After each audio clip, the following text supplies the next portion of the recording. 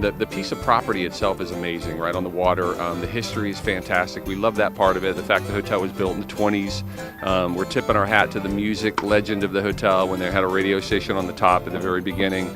We purchased the historic cottage next door and the waterfront property in front of that as well, and because that was part of the history and the story of the hotel.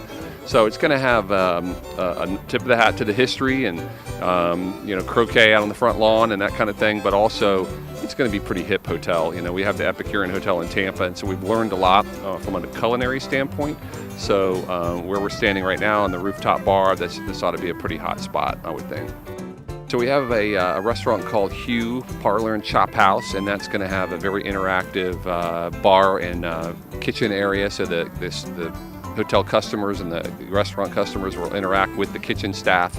It's going to be a very energized space. Spills out onto the pool deck. It's got private dining. It's going to be a restaurant offering unlike anything else over here in the area right now.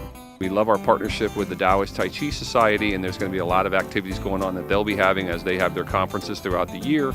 But the hotel is open to the public just like any other hotel. We want people to come enjoy the restaurant, the rooftop bar, Sunday brunch, come out by the pool. You'll see a lot of live at the Fenway. We'll probably have music 6 days a week, sometimes 7 days a week, depending on the time of year. There's a built-in stage going in the lobby area. If you've ever been to the Ritz in New Orleans, kind of that type of setup. So there's always going to be some live music going on most of the time.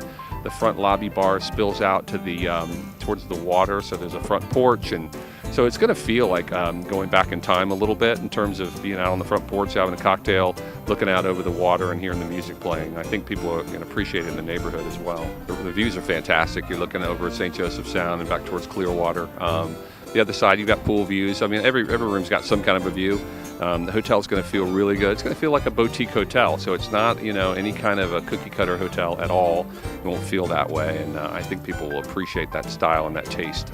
And then we'll come in here and start putting all the furniture in, the light bulbs in, make the beds, get the liquor inventory in the bar, and get the place up and running. And so I don't have an exact opening date at this point in time, but it's more than likely the end of September. We want to be a part of the neighborhood. We went through a similar project in Hyde Park, which is a historic section of Tampa, when we did the Epicurean, and the neighborhood embraced us. I think people at the beginning wondered, what's this going to be like? And our neighbors there like us, we like them, and we're a part of the neighborhood, and so we want to feel that same way here. And we want people to feel like this is a place of commerce, to come in and come enjoy like it's part of their community here. Cheers to the Fenway! And Dunedin too. We love Dunedin. Cheers.